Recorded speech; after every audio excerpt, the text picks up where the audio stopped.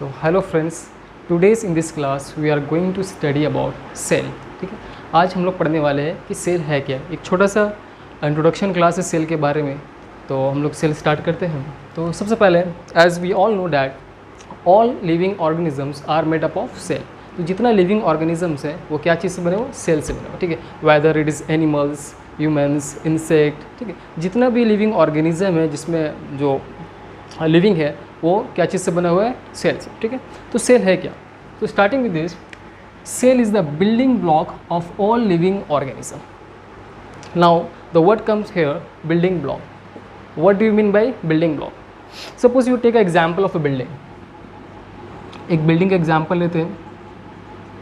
ठीक है, तो एक बिल्डिंग जो बिल्डिंग बना हुआ है वो बिल्डिंग एक छोटे छोटे ब्रिक्स से, स्मॉल ब्रिक्स मिला करके, कंस्टिट्यूट करके एक हम लोग क्या बनाते हैं, बिल्डिंग बनाते हैं, स्मॉल ब्रिक्स। सिमिलरली इंसान का जो whole organism, whole living organism जो पूरा बना हुआ है वो एक बिल्डिंग ब्लॉक से बना हुआ है। बिल्डिंग ब्लॉक क्या है, सेल से बना हुआ है। ठीक है, ये एक साइंटिस्ट ने बताया था, बिल्डिंग ब्लॉक से बना हुआ। ठीक है, तो बस ये तो बता दिया कि, लेकिन ये पता कैसे चला कि ये बिल्डिंग ब्लॉक्स ही है।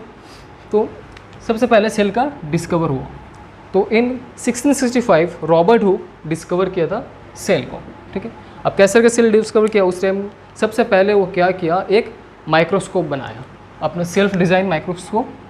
एक सेल्फ डिज़ाइन माइक्रोस्कोप में वो 1665 में उस टाइम टेक्नोलॉजी उतना ज़्यादा एडवांस नहीं था, इसलिए सिर्फ वो सेल को डिस्कवर किया, जिसमें से वो न्यूक्लियस को डिस्कवर नहीं किया था, सिर्फ सेल को डिस्कवर किया था। और सेल डिस्कवर करने के लिए सबसे पहले वो क्या लिया था, एक कॉर्क। एक ट्री का बार्क होता है, वो डेड सेल होते हैं उसमें, लेकिन बट वो सेल है। वो कॉर्क लिया, कॉर्क को उसके बाद उसका थिन लेयर का कॉर्क को जब अपना इसको स्लाइस काट करके वो अपना माइक्रोस्कोप में लगाया। माइक्रोस्कोप में लगाने के बाद सबसे पहले वो ऑब्जर्व किया कि एम्प्टी स्पेस, उसको एक एम्प्टी स्पेस नज़र आया contained by walls. What mean by empty space contained by walls, मतलब वो जब माइक्रोस्कोप में, जब अपना माइक्रोस्कोप में वो लगाता है, स्लाइड्स में लगाता है, तो उसको कुछ इस तरह से दिखता है, एक एम्प्टी स्पेस जिसकी चारों तरफ क्या है, वॉल से। ठीक है, और वो दिखने टाइप में कैसा था, वो एक हनी कॉम्ब का स्ट्रक्चर था। अगर आप गौर से हनी कॉम्ब का स्ट्रक्चर को अगर आप देखे होंगे तो वो कैसा दिखता है, कुछ इस तरह दिखता है हनी कॉम्ब का स्ट्रक्चर। छोटे छोटे इसमें बिल्डिंग ब्लॉक्स होते हैं। तो सिमिलरली रॉबर्ट हुक क्या किया था, रॉबर्ट हुक सबसे पहले वो हनी कॉम्ब का स्ट्रक्चर देखा, और स्ट्रक्चर करने के बाद वो जो एम्प्टी स्पेस था वो और चारों तरफ से वॉल दिया हुआ था, उसी को वो डिस्कवर करके बोला था कि वो सेल है। ठीक है, he term this space as cell. जो छोटे छोटे स्पेस, जितना स्पेस था उसको दिया सेल। इसका मतलब वो ड्राइव किया था, सेल का मतलब small rooms,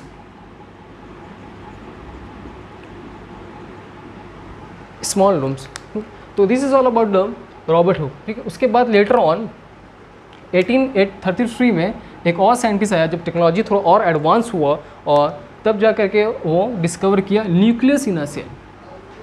nucleus in a cell, इससे पहले तक जो है रॉबर्ट हुक क्या किया था, सिर्फ सेल को डिस्कवर किया था, वो न्यूक्लियस को डिस्कवर नहीं किया था। बट रॉबर्ट ब्राउन इन 1833 वो डिस्कवर किया nucleus in a cell, nucleus in a cell को डिस्कवर किया। फिर लेटर ऑन बहुत सारे साइंटिस्ट आए, फिर आते आते अपना अपना जो है वो पॉस्टुलेट दिए। इसके बाद जो है स्लीडेन एंड स्वान इन 1839, स्लीडेन एंड स्वान जो आया वो आकर के प्रपोज किया सेल थ्योरी। बहुत लेटर ऑन का पीरियड है, 1839। ठीक है, आफ्टर 6 ईयर। और यहाँ से देखेंगे तो 2 साल, कम से कम 200 साल के बाद वो आकर के जो है प्रपोज किया सेल थ्योरी।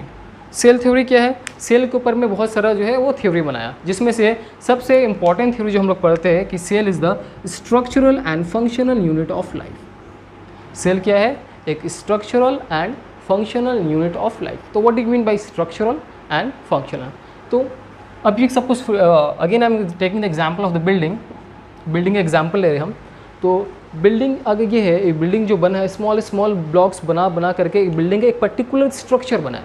सिमिलरली ह्यूमन का ऑर्गेनिज्म जो है वो छोटे छोटे सेल्स बना करके एक पूरा इंटायर स्ट्रक्चर बनाया है। इसलिए यहाँ से एक थ्योरी है कि cell is the structural unit of life. क्या है स्ट्रक्चर, उसके बाद फंक्शनल। सपोज फिर हम एग्जाम्पल ले रहे हैं बिल्डिंग का। एक बिल्डिंग में सपोज एक लिफ्ट लगा हुआ है, तो लिफ्ट का काम क्या है, वो एक इंसान को ऊपर लेके जाएगा फिर नीचे लेके आएगा, एक सर्टेन फंक्शन काम का रोल अपना प्ले कर रहा है। तो सिमिलरली ह्यूमन बॉडी के अंदर में और ऑल लिविंग ऑर्गेनिज्म के अंदर में सेल भी है एक function as a function use करता है। ठीक है, अगर whether depend on the types of cell, किस टाइप का सेल है तो वैसा टाइप का वो फंक्शन करता है। ठीक है, और अगर ये मल्टी सेलुलर है तो डिवीजन ऑफ लेबर करेगा, वो लेटर ऑन हम डिस्कस करेंगे। और यूनिसेलुलर है तो सिंगल एक्टिविटी काम करेगा। तो फंक्शनल यूनिट, तो इंसान के अंदर जितना सारा मेटाबॉलिक एक्टिविटी है वो सेल करता है, इसलिए इसका ना सेल को बोला जाता है cell is the structural and functional unit. Now अब वर्च्यू 1855 में एक और साइंटिस्ट गुजरा, वो आकर के ये स्टेटमेंट दिया कि cell arises from the pre existing cell. Cell कहाँ से आता है, cell arise from the pre existing cell. एक न्यू स्टेटमेंट आ गया अचानक से, क्योंकि अभी तक जितना स्टेटमेंट हम लोग देख रहे थे वो मोर और लेस सब कॉमन था। बट वर्चो जो आकर के वो 1855 में अपना आकर स्टेटमेंट देता है कि cell arise from pre existing cell. ठीक है, प्री मतलब पहले, एग्जिस्टिंग मतलब कोई और सेल था, मतलब एक ऑलरेडी सेल था जिसमें से एक सेल आया। डेट मीन्स एक नया थ्योरी दे दिया अबाउट द सेल कि सेल में क्या होता है, डिवीजन। सेल में क्या होता है, डिवीजन। तो अल्टील अनलेस सेल में अगर डिवाइड नहीं हो, सेल में डिवीजन नहीं होगा तो दूसरे सेल नहीं आएगा। तो इसलिए वर्चो जा करके वो स्टेटमेंट ये देता है कि cell arise from pre existing cell, मतलब ऑलरेडी एक सेल था, उसके बाद तब जा करके एक सेल बना, फिर इसके बाद से फिर यहाँ से सेल डिवाइड हुआ तो सेल बना, फिर से डिवाइड हुआ तो सेल बना। तो वो वर्चो का अपना स्टेटमेंट था जो बाद में सही प्रूफ हुआ। इसके बाद अब ये सेल थ्योरी, ठीक है, वही सेल थ्योरी है कि सेल थ्योरी में सबसे पहला सेल थ्योरी क्या है कि cell is a structural and functional unit of life, जो अभी हम एक्सप्लेन किए कि सेल क्या एक structural and functional unit of life है। दूसरा सेल थ्योरी है दिया all living organism are made up of cell, कि जितना लिविंग ऑर्गेनिज्म है वो क्या चीज़ से बना हुआ है, सेल से बना हुआ है। ठीक है, किसी के अंदर ज़्यादा सेल है, किसी के अंदर कम सेल है, whether they are multicellular और यूनिसेलुलर, इट्स डिपेंड। आगे फिर और वर्चो का स्टेटमेंट अपना था कि all cell arise from the pre existing cell. ठीक है, उसके बाद now come to the next point, cell का टाइप्स। अब सेल का टाइप्स क्या है, तो अब सेल्स जो है वो अलग अलग टाइप्स में। अब नाउ अगर सेल्स को हम लोग क्लासीफाई करें on the basis of their internal complexity, ठीक है, सेल स्ट्रक्चर में अगर इंटरनल कॉम्प्लेक्सिटी के हिसाब से अगर हम लोग सेल को डिवाइड करें तो सेल जो है वो 2 पार्ट्स में डिवाइड होता है। सबसे पहला पार्ट्स में जो डिवाइड होता है वो है प्रोकैरियोटिक सेल। ठीक है, सबसे पहला पार्ट में जो डिवाइड होता है वो होता है prokaryotic cell, and the second one is known as the eukaryotic cell. This is the most important, prokaryotic cell and eukaryotic cell. हमेशा इस बात से हर साल क्वेश्चन एग्जाम में पूछते हैं कि what is the difference between the prokaryotic cell and eukaryotic cell. तो prokaryotic cell and eukaryotic cells. तो prokaryotic cells, pro means before, pro means before, ठीक है, and u means true. ठीक है, तो prokaryotic cell before and true karyotic cell, eukaryotic cells means true karyotic cells. Now अभी हम लोग इसको पढ़ेंगे कि प्रोकैरियोटिक सेल क्या होते हैं एंड यूकैरियोटिक सेल्स क्या होते हैं। ठीक है, तो prokaryotic cells are those types of cells in which the nucleus membrane are not well developed. ठीक है, सपोज सेल है, ये एक सब सेल है, सेल के अंदर में इसका न्यूक्लियस मेम्ब्रेन है, ठीक है, और उसके बहुत सारे अंदर में सेल्स ऑर्गेनल्स होते हैं। ठीक है, बहुत सारा सेल्स ऑर्गेनल्स होते हैं। तो प्रोकैरियोटिक टाइप ऑफ सेल में इसमें क्या होता है, इसमें न्यूक्लियस जो है वो वेल डेवलप्ड नहीं होता है। तो इसमें प्रोकैरियोटिक सेल में nucleus are ill developed, means they are not well developed. ठीक है, एंड सेल ऑर्गेनल्स, इसमें क्या होते हैं कि सेल ऑर्गेनल्स जो होते हैं, cell organelles like rough endoplasmic reticulum, smooth endoplasmic reticulum, Golgi apparatus, lysosomes, mitochondria, ये सब जो है वो इसमें प्रेजेंट नहीं होता है। It lacks cell organelles. Whereas in case of eukaryotic cell, अब नाम से पता चला कि eu means true, if true तो इसका क्या होगा, दिया इसका अच्छा यहाँ तो हम बताने भूल गए, कैरियोटिक। कैरियोटिक का मतलब होता है न्यूक्लियस, ठीक है, कैरियोट्स को हम लोग बोलते हैं न्यूक्लियस, ठीक है। तो ट्रू न्यूक्लियस, तो prokaryotics are those type of cells in which the nucleus are well developed,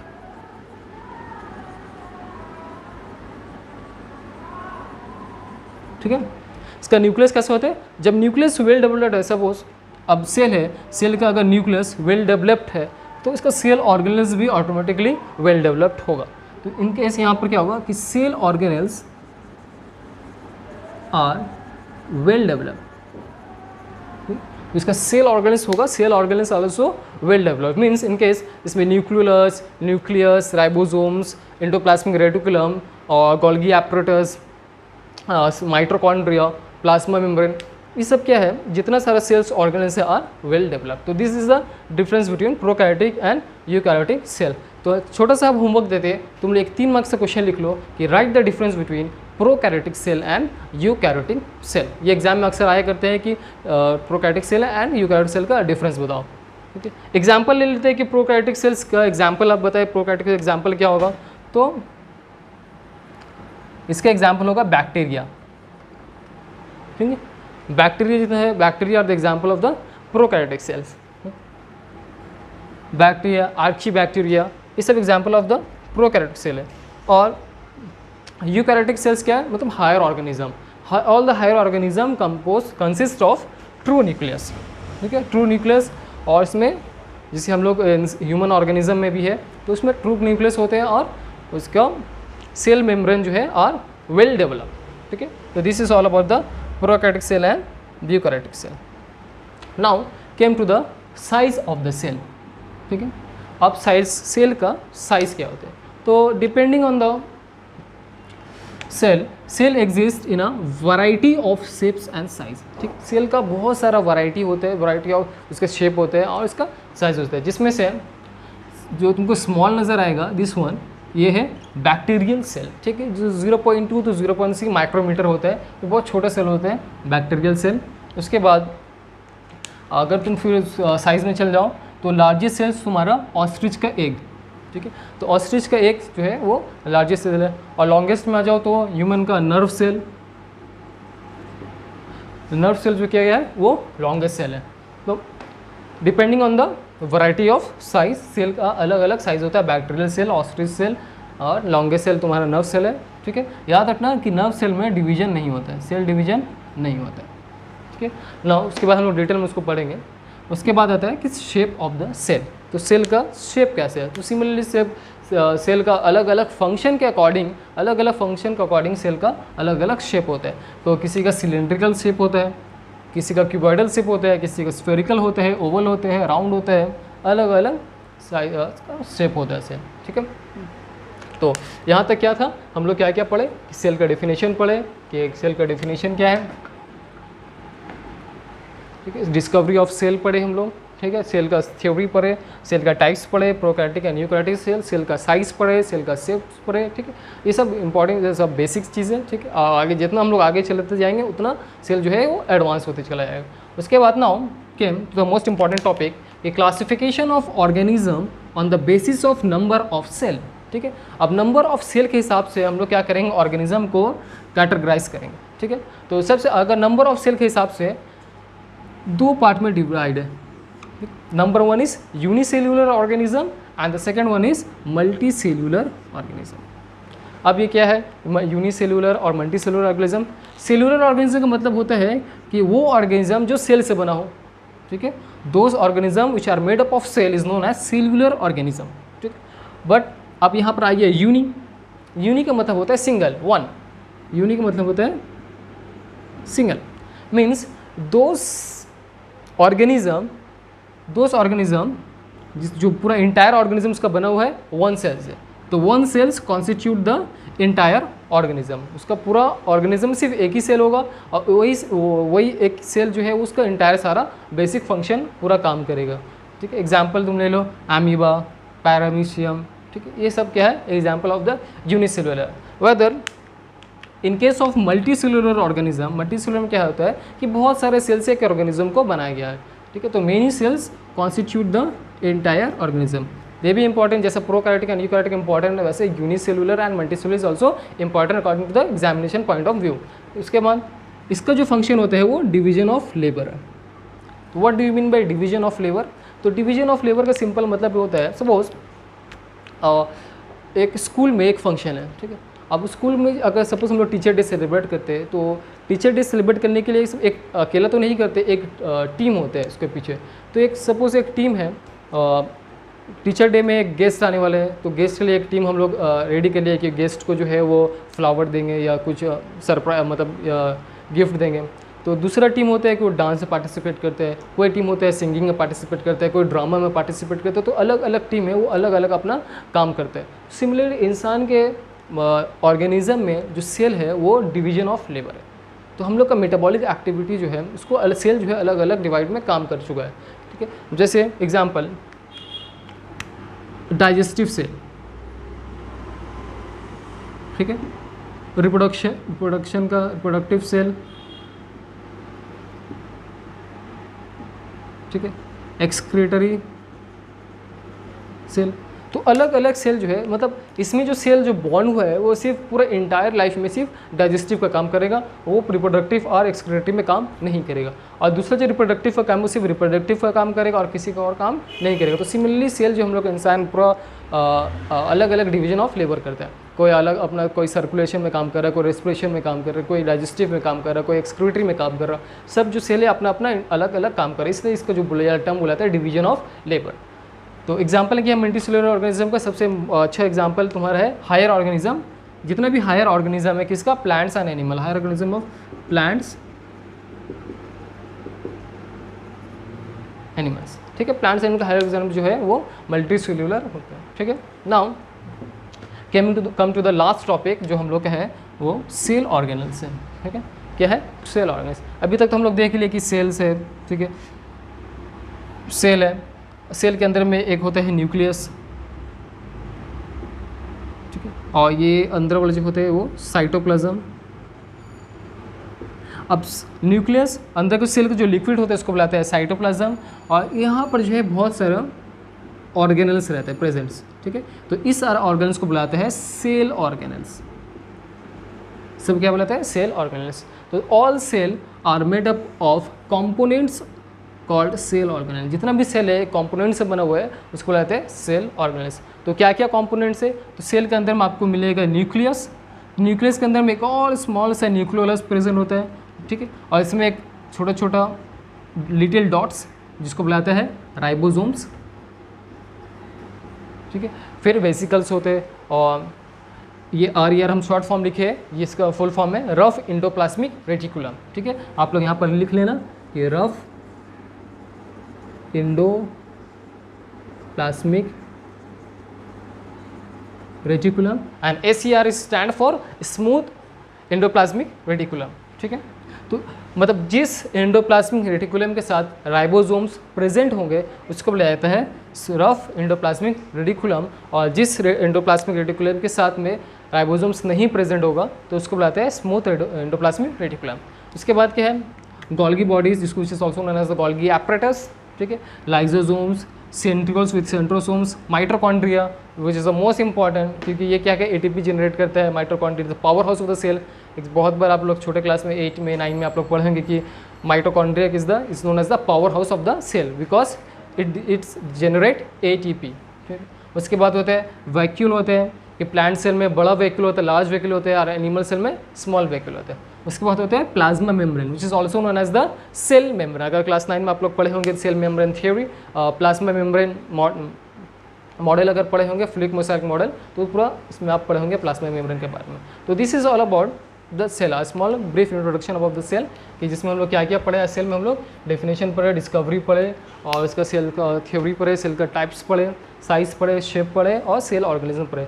तो नेक्स्ट क्लास में हम लोग जो है और डिटेल में जाकर के पढ़ेंगे। छोटा सा ब्रीफ क्लास था, और हम लोग डिटेल में जाकर पढ़ेंगे जिसमें हम लोग सेल डिवीजन पढ़ने वाले हैं, सेल ऑर्गेनिज्म का रोल्स पढ़ने वाले हैं, what are the roles of the cell organelles in cell division. वो सेल डिवीजन में लोग क्या हेल्प करते हैं, फिर सेल डिवीजन पढ़ने वाले कि सेल डिवीजन क्या है, सेल डिवीजन का टाइप्स कितने हैं, सेल डिवीजन का आगे फंक्शन कितने, कैसे का सेल डिवीजन होते हैं, उसमें माइटोसिस है, मायोसिस है, मायोसिस के भी अलग टाइप्स हैं, फिर उसका सिग्निफिकेंस पढ़ने वाले।